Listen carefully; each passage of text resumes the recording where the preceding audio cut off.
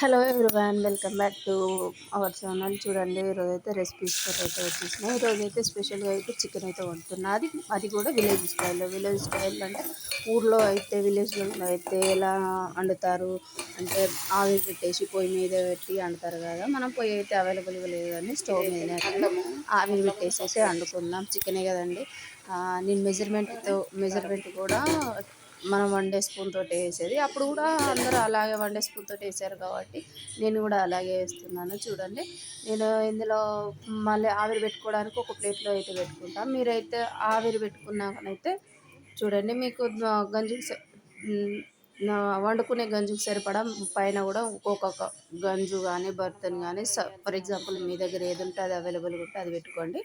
నేనైతే ప్లేట్ పెట్టుకొని ప్లేట్లో వాటర్ పోసి అయితే పెట్టుకున్నాను. ఎందుకంటే విలేజ్ స్టైల్లో అప్పుడు పైన కిందో గంజు మీదో గంజు అలా పెట్టి వండుకునేవారు కదా. నేను కూడా అప్పుడప్పుడు అలాగే వండుతానని ఇప్పుడు కూడా విలేజ్ స్టైల్లోనైతే చేస్తున్నాను.